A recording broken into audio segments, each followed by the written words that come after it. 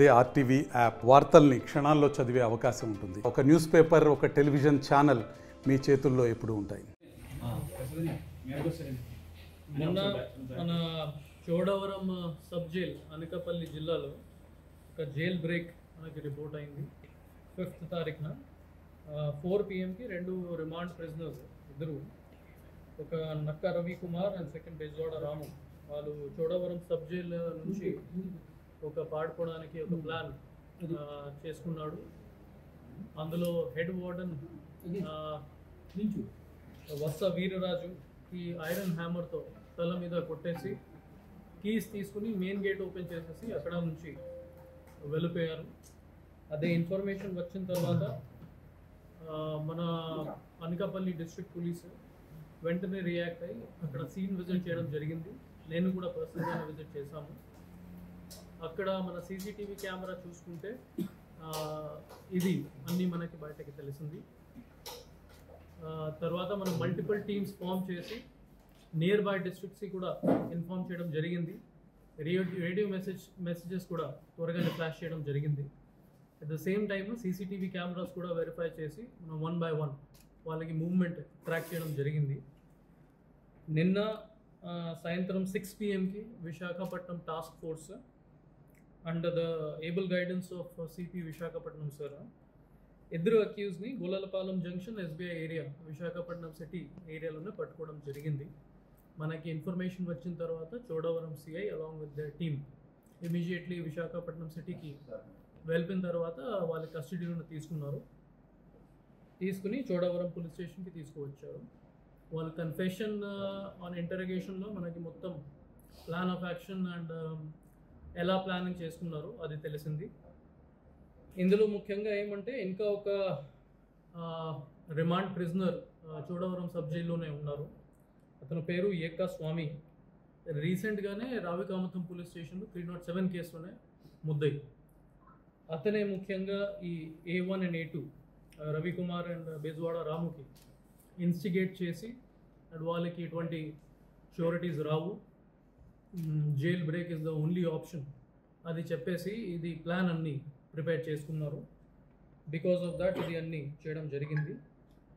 Main reason for their escape ఏమంటే మన 3 reasons మనకి బయటకు తెలిసింది in preliminary enquiry. Number 1, A1 and A2కి బెయిల్ వచ్చిన తర్వాత కూడా వాళ్ళు షూరిటీస్ అరేంజ్ చేయలేకపోయారు. So their chances of getting bail was very less. Second, ఈ హెడ్ వార్డెన్ మీద కూడా వాళ్ళకి కొద్దిగా పర్సనల్ గ్రడ్జెస్ ఉన్నాయి, దాని మీద కూడా ఇది ప్లాన్ చేయడం జరిగింది. అట్ ద సేమ్ టైమ్ ఇది అక్యూజ్ నెంబర్ 3 ఏకా స్వామి, అతనికి ఇన్స్టిగేషన్ మీద కూడా ఇది చేయడం జరిగింది. ఈ ఎక్కడ నుంచి పారిపోయిన తర్వాత వాళ్ళు నడిచి పరిగెత్తి కొత్తూరు జంక్షన్, శివాలయం మార్చ్, PS పాలెం రూట్ నుంచి ఒకటి బస్ తీసుకుని విశాఖపట్నం సిటీకి వచ్చారు. అప్పుడు మనకి ఫర్దర్ ఎంక్వైరీలో వాళ్ళు గొల్లలపాలెం జంక్షన్లో దొరికారు. So in this entire episode both accused plus instigator మనం ఐడెంటిఫై చేయడం జరిగింది, వాళ్ళకి పట్టుకోవడం జరిగింది. It is a testament to professionalism of Anakapalli district police as well as AP police that ఈ విధంగా కేసెస్లో కూడా మనం 24 hours లోపల వాళ్ళకి పట్టుకోవడం జరిగింది.